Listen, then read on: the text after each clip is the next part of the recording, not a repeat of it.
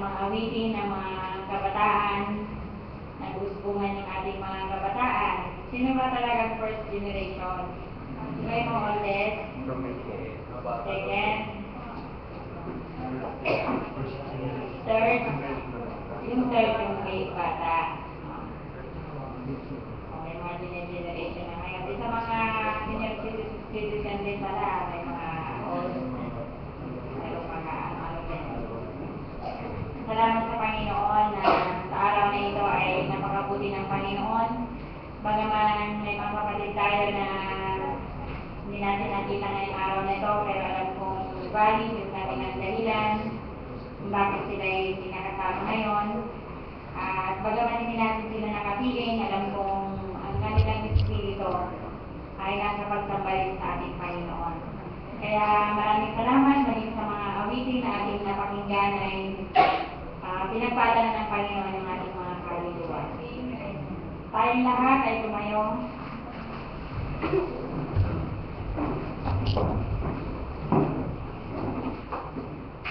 Buksan po natin ang ating mga Biblia dito sa Job chapter 22,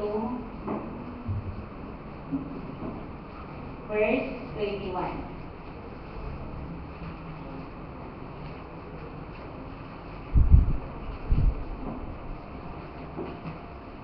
Magpipagkilala ka sa kanyang at ikaw ay mapayapa. Ano pa't ang mabuti ay darating sa iyo. Tayo ay lumalangin, tingin natin sa pangunguna ni Brother Francisco.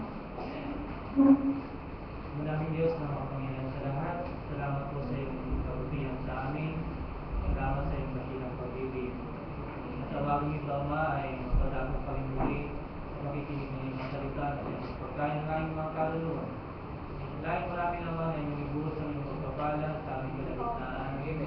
Gamitin niyo po ang iyong maripin at iyong sa aming harapan. Ang mangusap sa magitan ng iyong mga labi. Iyong po siya ng karunungan at mula sa iyo. Sa mapangyarihan naman siyang gumawa sa kalagitnaan namin. Kung mga kailangan naman, yung bawat isa ay matugunan sa araw nito. Alam namin naman na sapat ka, hindi ka magkukulang, at alam po namin naman na yun ang tinugo ng aming kailangan. Kaya pinupuli ka namin dinadapilan sa yung lahat ng kapulihan naman, sa pangalan ng aming Panginoong Isus.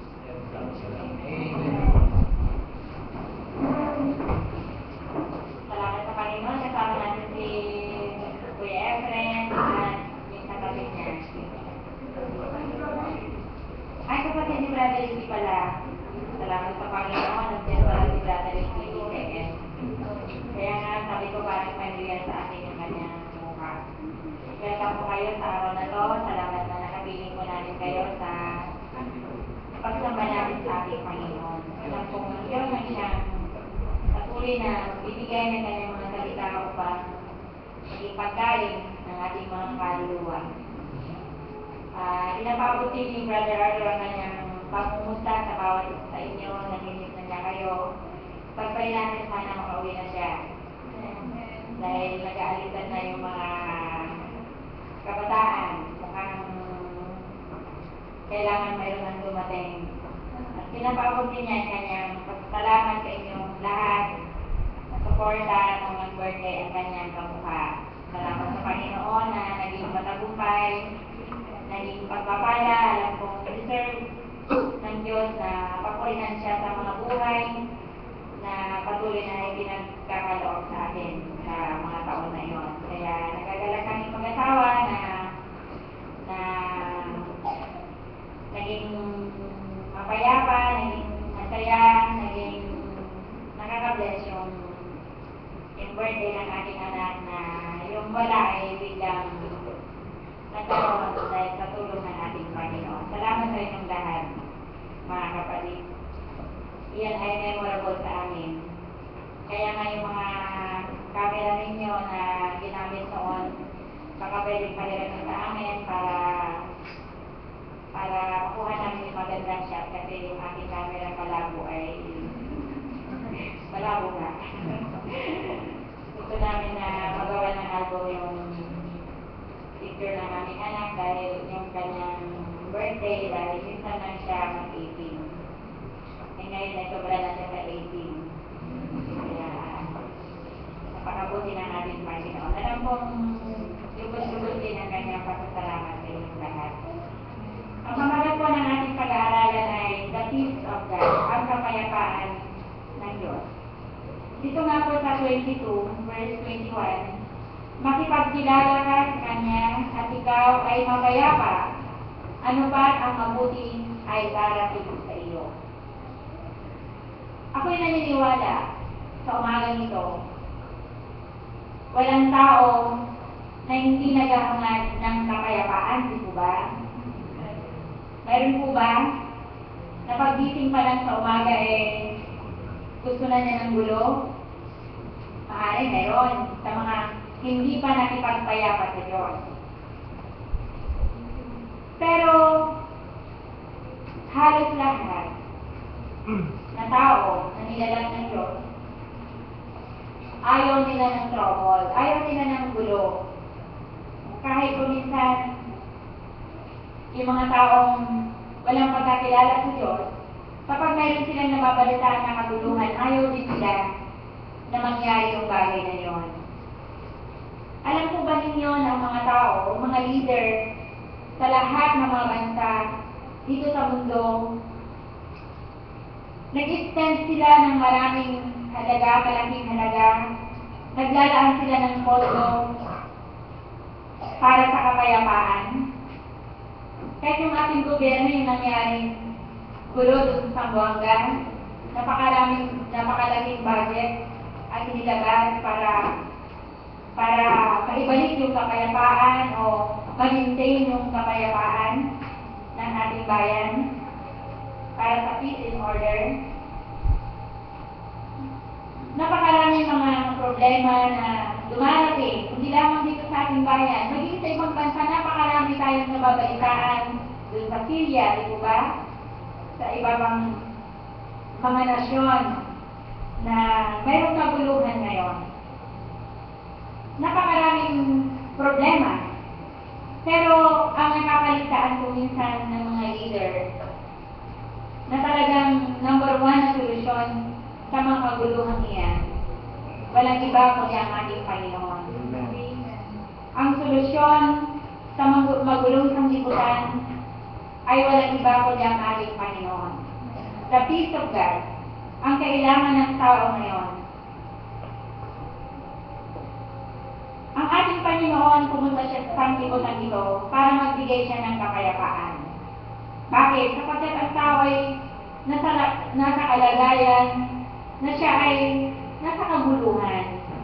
Bakit? Dahil sa kasalanan. Ngayon, sinabi ng ating Panginoon, ako ay pumaparito at ibinibigay ko sa inyo ang aking kapayapaan. Napakaganda dito ba? Na isang tao ay makipagpayapa o magbigay ang isang tao, maging instrumento ang isang tao ng kapayapaan. Ibig ng Diyos na ibigay sa atin ang kanyang kapayapaan. Na magkaroon tayo ng sweet communion with God. Bakit? Kapag ang tao nakipagpayapa siya sa Diyos, makikita mo na ang kanyang buhay ay magiging masaya. Dahil maliban ang tao ay walang kapayapaan sa Diyos o hindi siya nakipagpayapa sa Diyos, magulo ang buhay ng tao. Naranasan po natin yung bagay na yon noong mga panahong yon na wala pa tayong pagkakilala sa Diyos. Magulo yung ating isip, di po ba? Mayroon tayong kagulumihanan. Konting bagay lang kung minsan magulo yung paligid natin. Kaya nga dito, sabi niya, sino nga ba yung mayroong peace of God? Sabi niya dito sa Romans chapter 5, verse 1,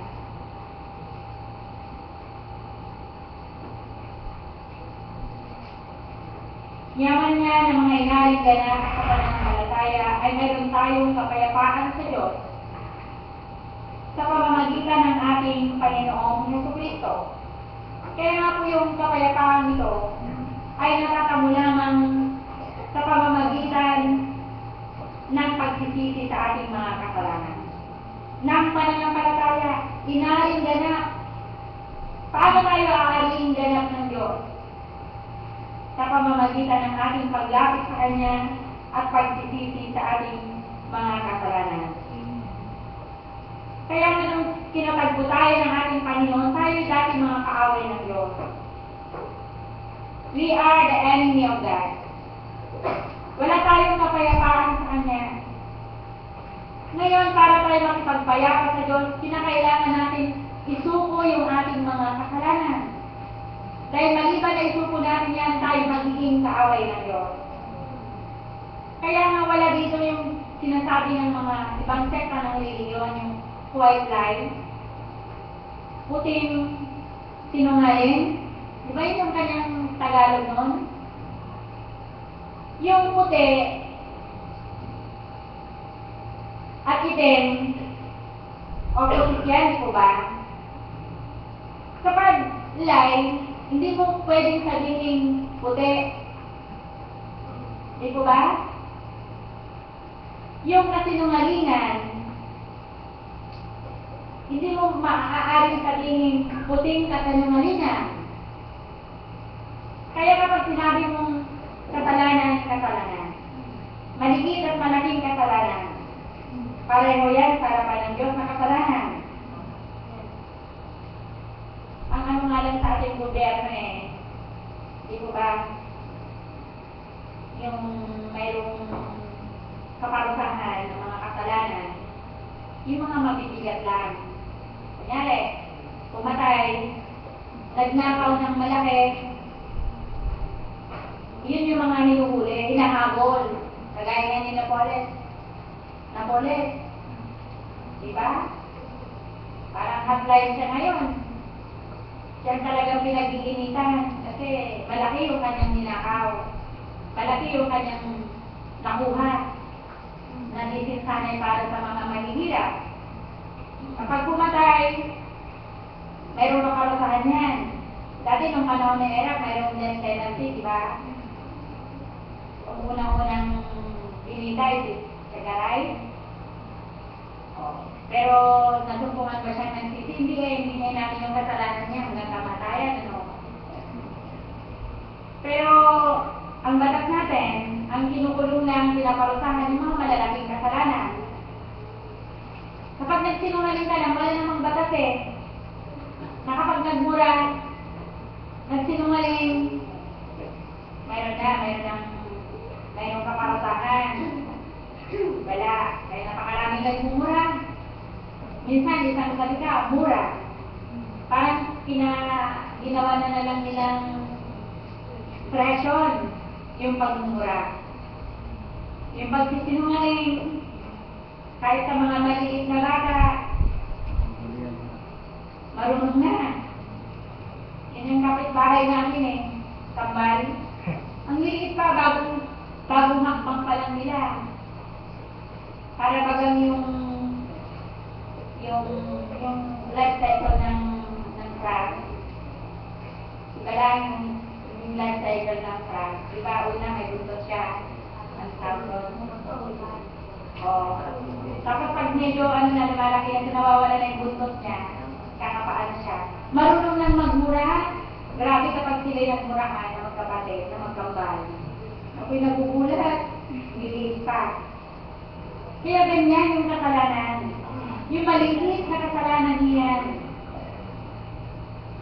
Walang kaparusahan sa batas natin. Pero sa harapan ng ating Panginoon, yan ay mayroong kaparusahan na ang kasalanan.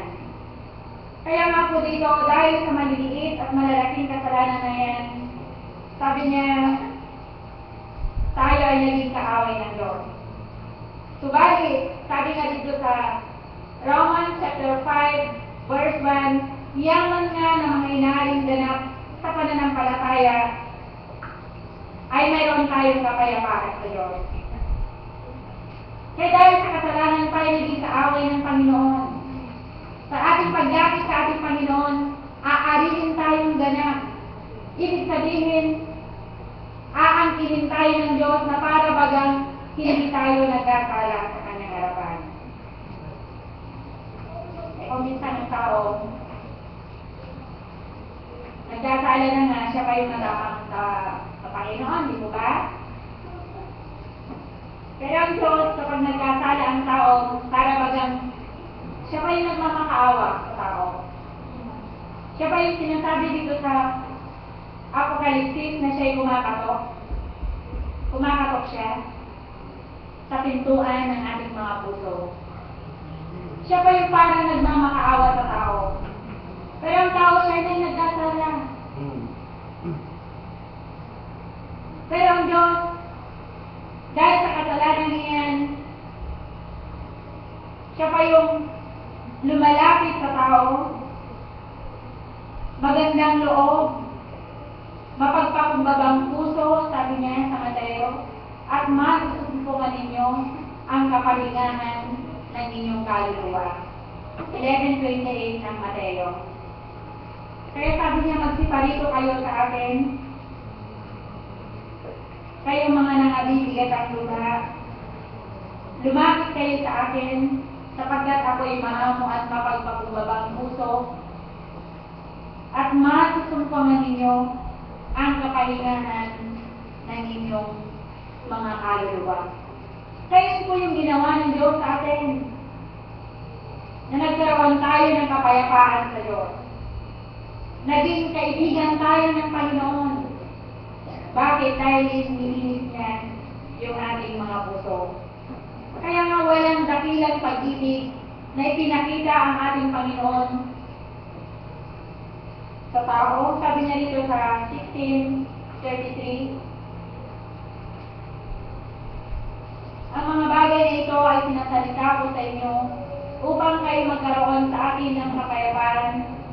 Sa sanglibutan ay meron kayong kapigatian, ngunit laksan ninyo ang loob, aking dinait ang sanglibutan.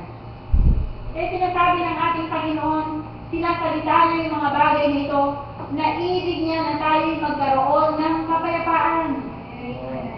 Nakikipag-usap na siya. Ayaw niya na ang tao ay manatili siya sa magulong pamumuhay. Pero napakarami na yun, magugulo ang kanilang buhay. Marami kang pera, magulo naman ang iyong buhay. Pwede bang bayaran yung kapayapaan? Yung peace? Peace of mind? Hindi pwede eh. Kasi ang dami yung pera ngayon kung sabi ng mga commentator eh. Yung mga ibang tao daw na nakakaawa, na walang pera, nagkipagsiksikan daw dun sa Quiapo para makita yung kanilang obispo, yung kanilang parok, ano ba yun? Yung kanilang pare. May mga rangko-rangko yan eh, mga taas na yan eh. Pupunta sila doon, nakikipagsiksikan, pumipila, bago sila makalapit doon, makapag-unon yun. Ngayon daw yung malaging isda,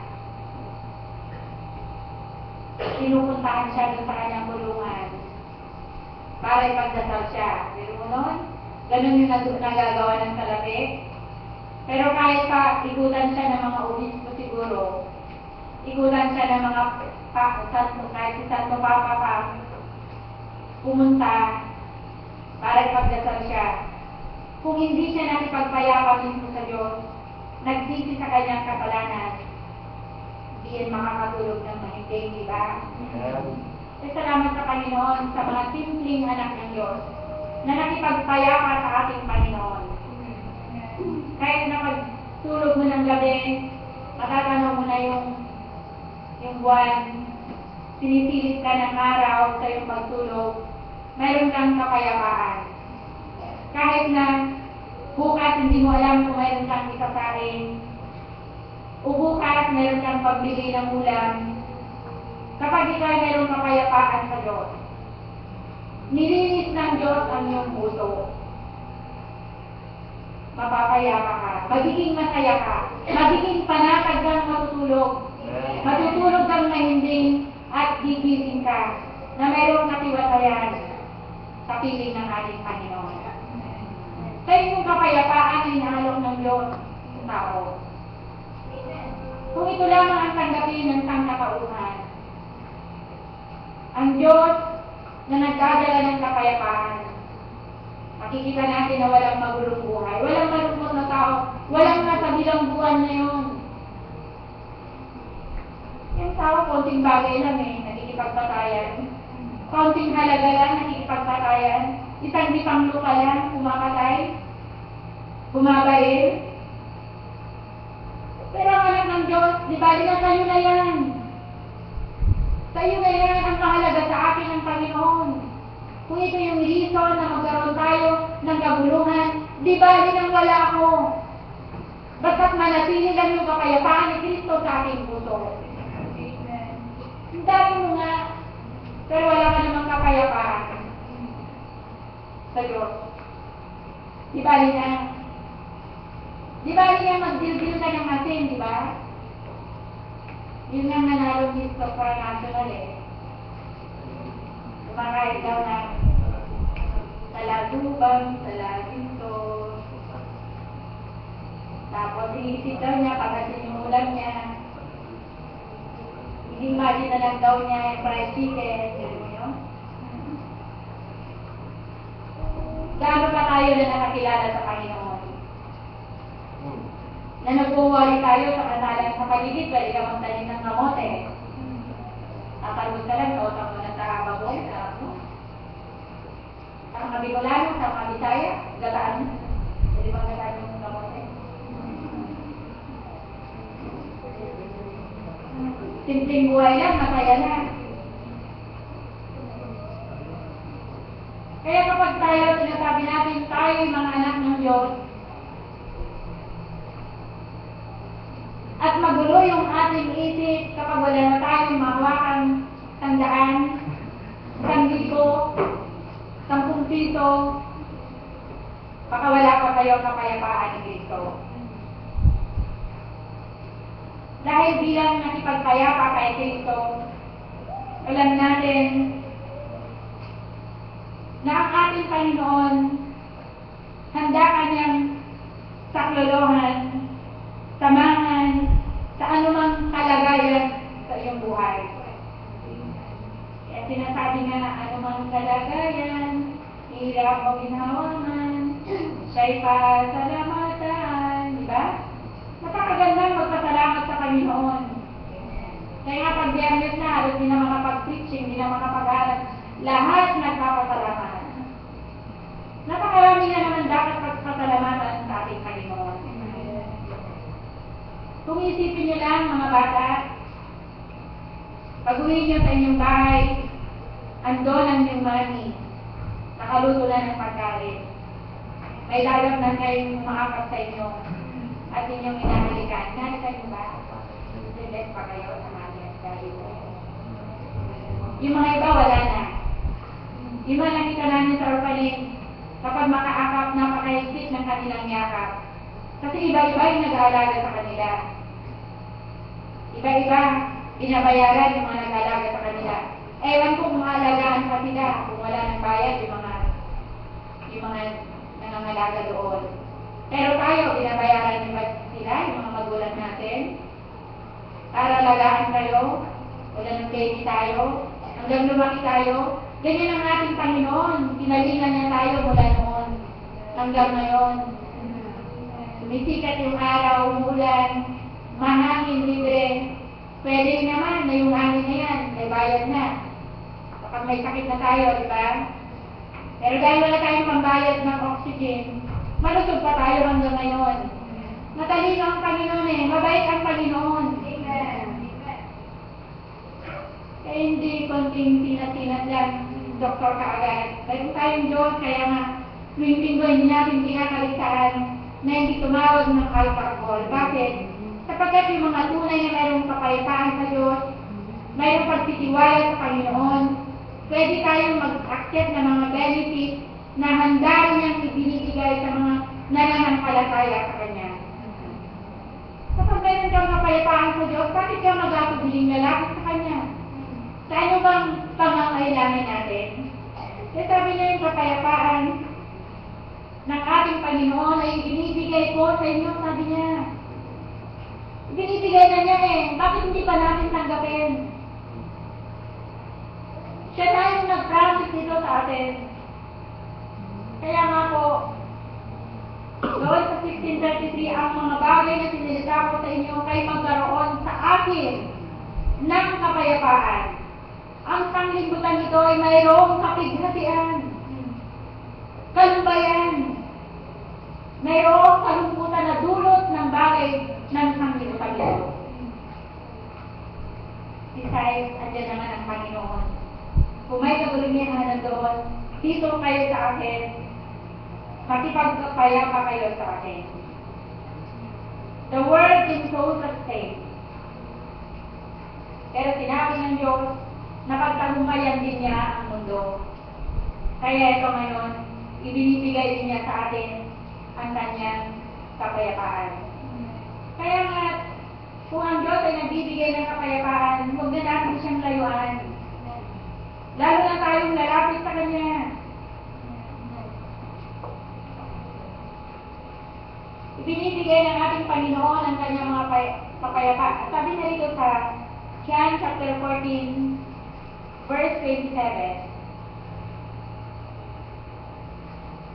Ang kapayapaan ay iniwan ko sa inyo, ang aking kapayapaan ay binibigay ko sa inyo, hindi gaya ng ibinibigay ng sanglibutan, ang ibinibigay ko sa inyo, huwag magulumihanan ang inyong puso, hindi matakot man. Huwag daw tayong matakot. Ang tao kuminsan napakarami niyang kinatatakutan. Sabi niya, dami kong anak, paano pa kayo mabubuhay ito? Ani. Si Susana Wesley, ganda yung naging anak nila. 24 ba? Pakarami. Nung unang panahon kaya, padamihan ng anak. Yung tatay ko, doon sila. Mayroon pa doon. Sobra pa. Mayroon nga doon yung naging estudyante ko, mga 10 years ago, grade 2. Kambal yung naging estudyante ko eh. Alam niyo kung ilan na sila magkakapatid? 13, magpo-14 na noon nung estudyante ko pa. Di ba lang, bata-bata pa yung nanay niya. Yung tatay nila nag-deliver lang ng tubig sa mga bahay-bahay, yung nagigigit doon hanggang 7th floor yung doon sa tenement building na yun.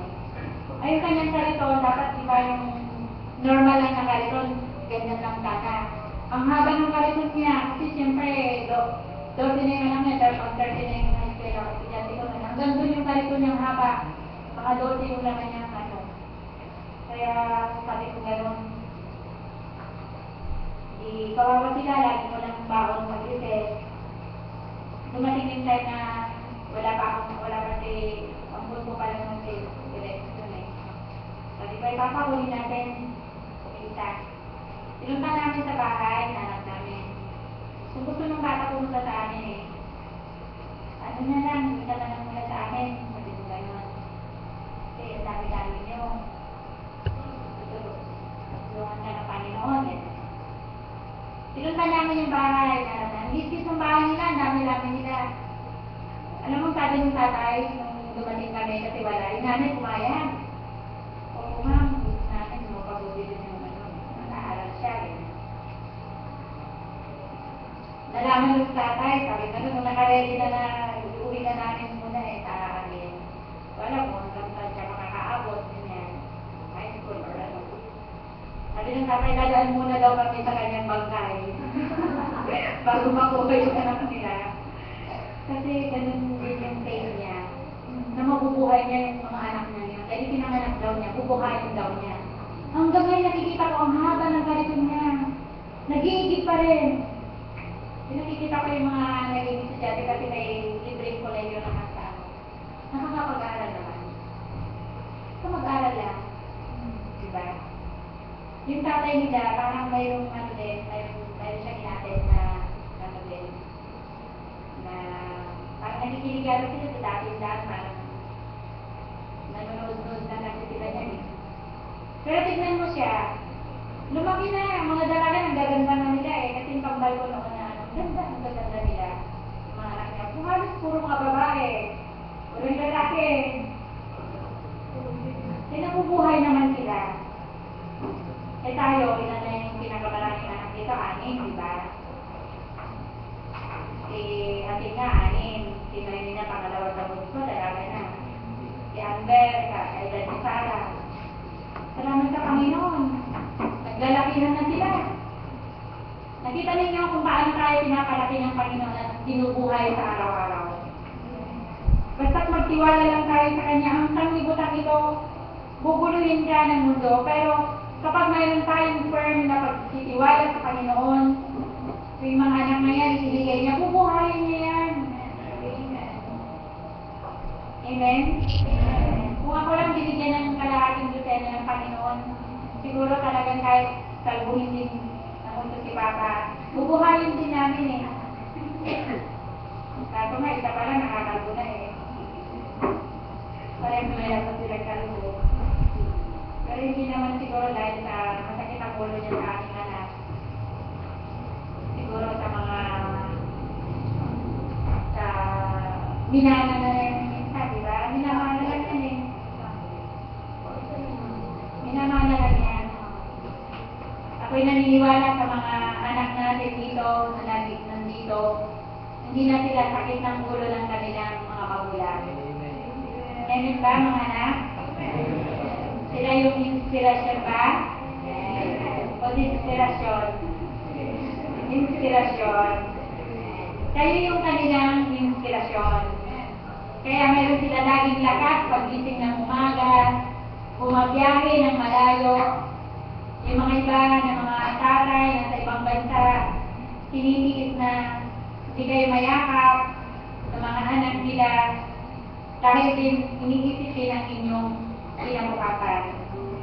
Kaya nga ibig ng ating Panginoon na magtapat lang tayo sa Kanya.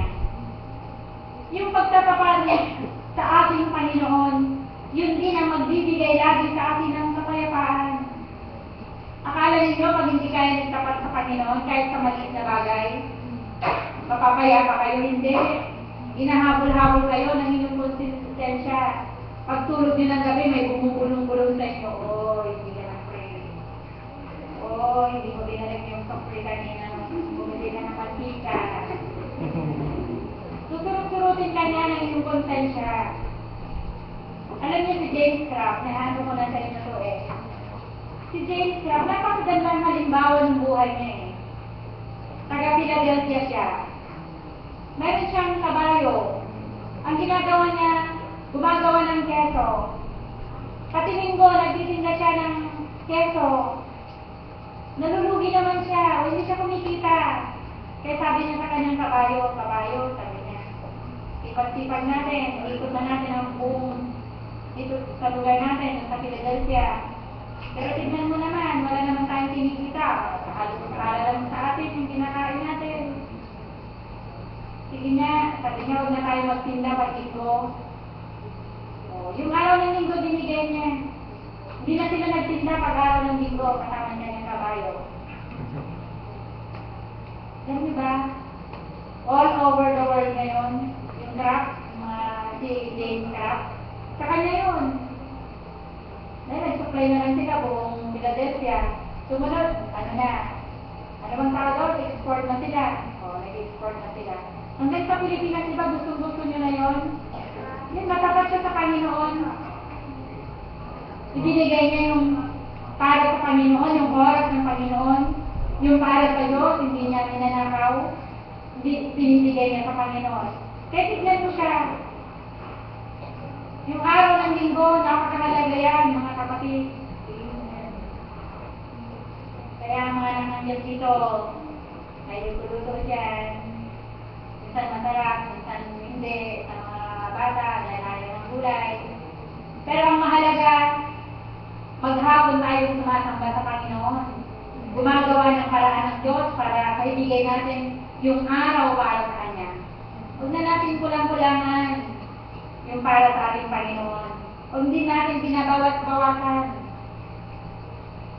Kaya nga dito, ibig ng ating Panginoon na yung kanyang kapayapaan ay manatili sa atin. Alam niyo si Mary? Si Mary at saka si Martha. Si Mary, nung dumarating ang Panginoon sa kanila, hindi niya pinapalagpas yung pagkakataon na makapakinig siya mga mensahe ng ating Panginoon na makaligtaan niya. Kaya sinabi ng Diyos, pinili ni Mary ang pinakamagaling na bagay na hindi na kukunin sa kanya. Hindi ko sinabi kapag ikay nakatawa sa kusina, ikaw hindi na nagpapahalaga sa Panginoon. Yan ay mga ministeryo na itinatawag sa atin kung minsan na dapat din natin gampanan. Huwag tayong pa-pleasing ang tawag dun eh. Yung pleasing, yung pasimple, na hindi na ako papansin na hindi ako kasama sa grupo at hindi ka nakasama doon sa grupo mo at talaga sa Panginoon, lahat naman kahit na batang maliit kasama minsan dahil laging money nandiyan naman yung money sa tabi niya sinapaklolohan yung kanilang mga anak. Kaya makita mo yung pinakamahalaga na dapat natin hindi kinakaligtaan. Yung salita ng Panginoon, ito yung hindi kukunin sa atin. Ito yung mananatili. Yung pinagsasamukitan ng tao sa mundo ito. Isang araw nawawala lang sa isang sakata eh. Wala na pala sa kanyang kamay. Yung pinaghirapan na ng mahabang panahon. Pero kung unahin natin ang Diyos, para tayo nag-iimpok ng ating kayamanan doon sa langit. Para tayo nagtatayo ng bahay natin doon sa langit. Ano na kaya ang naitayo natin? Ilang haligi na ba, mga kapatid? Mayroon na bang isang haligi? Mayroon na bang pader? Kompleto na ba yung ating tinatayong bahay? Huwag natin giba-gibain yung bahay na itinatayo natin. Baka nakapagtayo na tayo, kalahati pa lang, ginigiba-giba na naman natin. Napakahirap nun. Tayo, diba? Tayo, diba? Mahirap yun. Kailangan yung pundasyon natin matibay kay Kristo. Kaya nga, yung pananampalataya daw na hindi binabantayan sa Panginoon. Sabi niya yung bahay na parang hindi tayo mapagbantay sa ating buhay spiritual. Para daw yung bahay na walang dingding. Kung yung bahay mo wala namang dingding, walang sintuhan pa. Eh, syempre, pwedeng maglabas-pasok yung magnanakaw, kukunin lang niya yung mga barbagos mo doon. I-open tapos iiwanan mo pa. Diyat-diyat panaog lang yung magnanakaw, hanggang nakita mo, wala nang naman yung bahay mo. Parang ganyan din yung ating buhay spiritual. Kapag nagpapabaya tayo,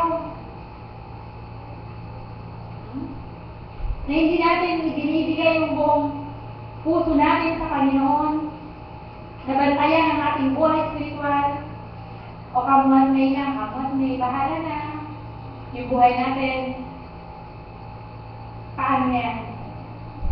Imbis na matatapos na yung bahay, napinising na, maganda na, may bubong na, kompleto na. Ipag-iba napakahirap yung bagay na yun. Sisirain mo tapos itapayo mo. Parang yung patotoo. Kaya kung ito yung patotoo mo ngayon, dapat hindi na nagbabago yun. Amen? Hindi na tayo yung ang laki-laki mo na, baby talk ka pa. Inge. Ang pangit na kung kayo pakinggan yun. Matanda na, baby talk pa rin. Gusto ko yan. Gusto ko. Ang laki-laki na. Huwag na yung mga unang pasimulang aral ang ating sinasambit sa ating mga patotoo. Kailangan lumago tayo. Malalim na ang karanasan natin. Amen? Ayaw ng Panginoon na manatili tayong na maging bata sa ating pananampalataya. Na tayo nakakasahan na tayo. Na dati ikaw yung naalagaan, kasi baby ka pa naman nun eh. Panahon mo yan, mamahalin ka. Kikili-kilitin ka lang, kakarga-kargahin ka lang. Susubo-subuan ka. Isang ulit mo lang, ito na. Suserban ka. Pero kapag lumaki ka naman na, may mga, pwede ka nang tumulong. Pwede ka nang makatulong to build the church.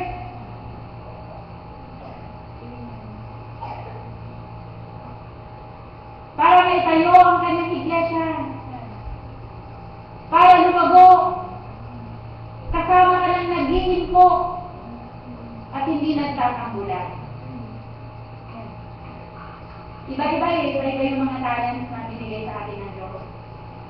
Iba yung nasa inyo, iba rin yung nasa kamay ko. Kaya kung lahat yun, pag-isahin natin, gagamitin natin lahat, makikita natin magkikilaw, lalago, dadami tayo, hindi lamang dadami, kundi magsisilago din sa pag-ibig. Kaya ano naman yan, kung ang dami-dami natin, tapos hindi naman tayo nagpapansinan, di ba? Pagkatapos ng service, uwian na. Hindi mo man makumusta yung kapatid mo kung ano ba, kumusta ba siya, nagtagumpay ba siya, mayroon ba siyang problema. Kasi madadama mo rin naman yun kung mahal ka, di ba? Nadadama ba natin yun, mga kapatid? Ayan ba? Ayan. Kung dalawa lang nakakadamay. Paano nyo nasasabi na nadadama ninyo yung pag-ibig ng iyong kapatid? Eh, mga iba, sabihin niya, walang pag-ibig. Walang pag-ibig doon. Para magkaroon ng pag-ibig, mag-umpisa muna sa atin. Love, biget lang. At ang mga tunay na talagang napuspos ng pag-ibig ng ating Panginoon, sabi nga niya dito, ito yung execution ng holy life, yung banal na pamumuhay, napakagandang bunga niyan na nakikita. Parang yung puno kahoy, maraming bunga. Pwede bang itago yung bunga? Nakakita na ba kayo ng mga puno ng bayabas, puno ng mangga, mansanas na itinatago ng dahon, binabalutan ng dahon? Di ba lumilitaw yung mga bunga na napakagandang tingnan? Siguro sabi niya mapalaya, kasi nung bata pa kami, yung nanay ko, binabalutan niya ng binabalutan niya yung mga palaya para hindi bangaw. Okay, maganda, tinitignan mo, yung kapag yung nabibitak-bitak na yung papel, ibig sabihin lumalaki na yung laman sa loob. Kasi maliit pa rin tinatalian niya, parang hindi ako na yung magsalita. Binabalot-balutan namin, kasi nakabitin yun. Nakatawag yun. Pero sa mga puno, na mga maraming bunga, napakagandang tignan. Diba? Nakikita yung bunga. Hindi yun may tatago. Kaya ganun din kahit ang Kristiyanong dinalal ng Diyos. Makikita rin sa kanya yung bunga. Yung bunga ng kapayapaan. Makikita mo sa kanya. Payapa siya. Mahinahon siya. Mababa yung kanyang kalooban. Ano pa? Yung kagalakan na sa kanya. Amen?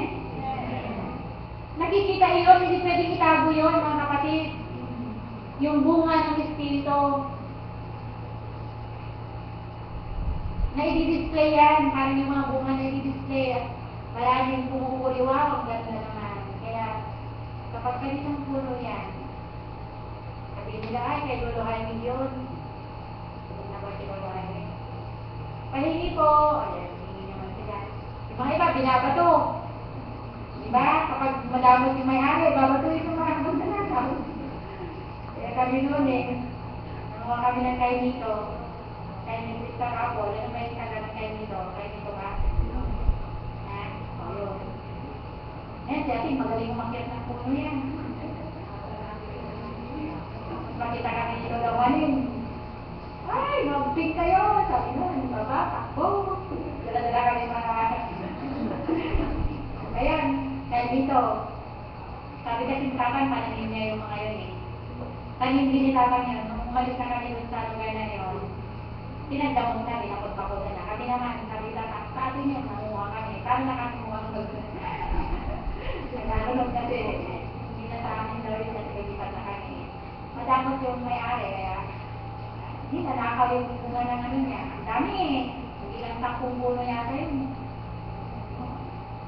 Kaya kapag maraming bunga, kuminsan, sa mga Kristiyano, pag marami ng bunga, hindi mo maiwasan na maaring purihin ka, umahari naman yung mga negative, babatuhin ka. Kaya huwag kang mag-alala dyan. Kasi ibig sabihin kaya ka nakikita, dahil marami kang bunga. Kaya tignan mo sa mga kapulungan, ito yung may bunga eh. Kaya yung mga iba, nag-iingit sila, oh. Maghahanap sila ngayon ng may pipinta sa'yo. Pero ang mahalaga dito, hindi ang Diyos ang maghihinta sa atin, di ba? Dahil kasama natin siya nakikipatan. Dahil sinasabi din naman ng banal na kasulatan eh, na kayo muna yung inuuti, kayo muna bago ako, sabi ng Panginoon. Kapag inuuti kayo, ako yun. Ibig sabihin, kakampi mo ang Diyos.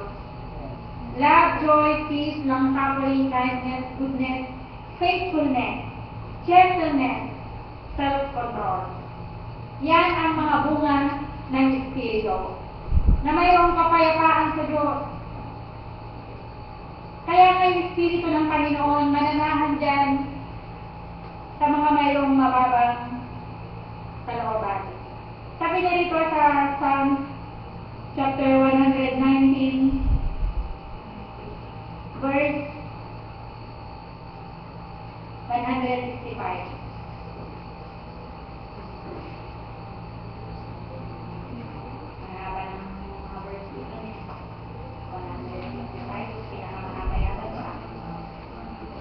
Dakilang kapayapaan ang tinatamo nila na nagsisiibig ng iyong kautusan at sila'y walang kadahilan ng ikatitikon. Kaya dito, sabi niya, dakilang. Meron pa bang higit sa dakilang? Pinaka na yun, dakilang kapayapaan. Sabi ng Panginoon. Ang ibinibigay niya, kanino? Sa mga nagsisiibig sa kanyang puso, sa utos ng Diyos. Kaya kapag mahal natin ang mga utos ng Panginoon, mahal natin yung kanyang mga salita, mapapasa atin ang kapayapaan ni Kristo. Kaya ano man ang mangyari, alam mo na nasa iyo yung kapayapaan ni Kristo, mapapanatag ka. Mapapasa iyo yung kapayapaan niya.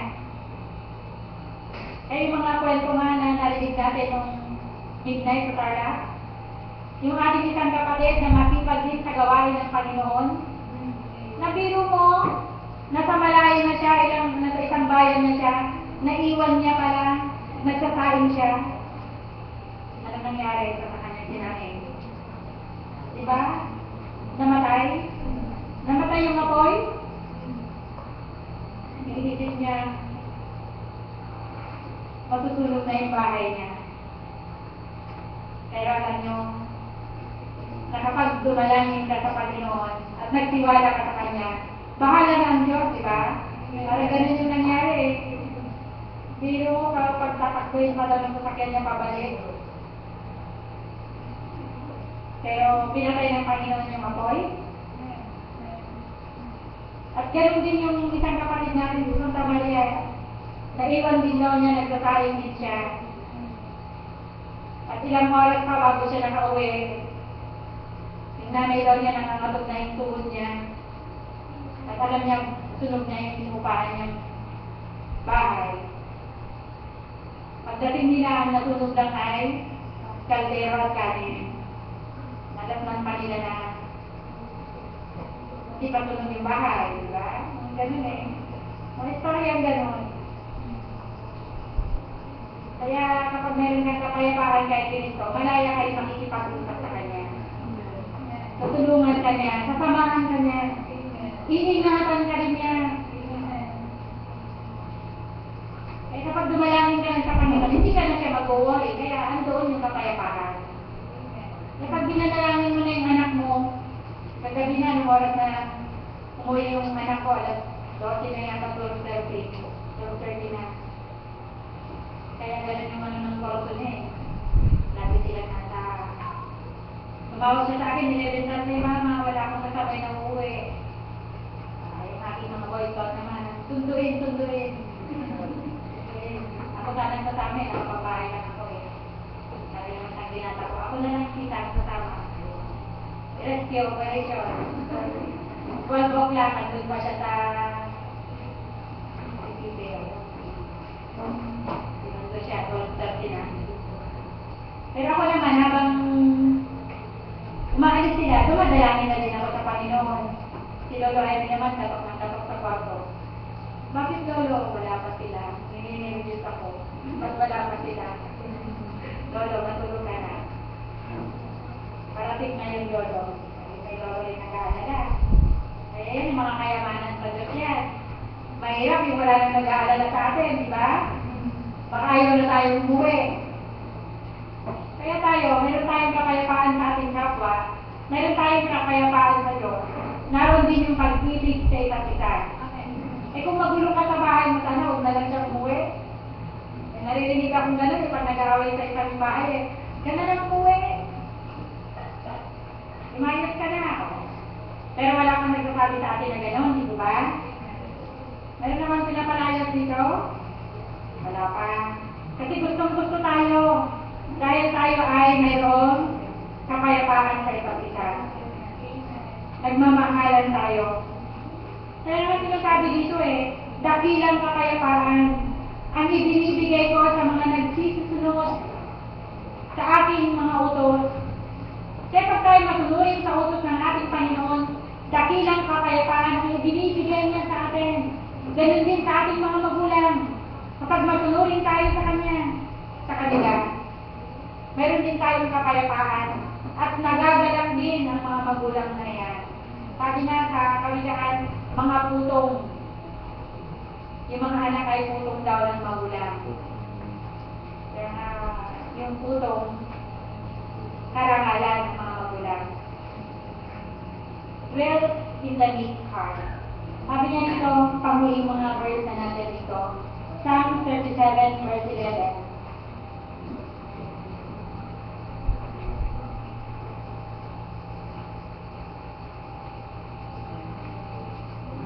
Ngunit ang mahamo ay magmamana ng lupain at masakayahan sa kasaganahan ng kapayapaan. Totoo naman kapag isang tao payapa siya, syempre hindi siya makikipagkagulo. Di ba rin gulong siya, ano pa rin siya, nasa kanya pa rin yung kaamuhan. Sabi pa niya sa Isaiah 23 verse 8.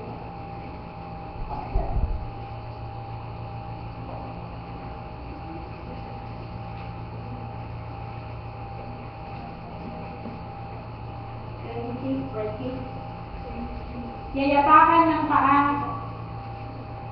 sa matuwid, sa makatwid bagay ang mga paa ng luha at ang mga hakbang ng mapagkailangan. 23. Iyong ingatan siya na lubos sa kapayapaan na ang pag-iisip ay sumasa iyo sapagkat siya ay tumitiwala sa iyo. Mananatili yung kapayapaan ni Kristo sa mga mayroong kapayapaan.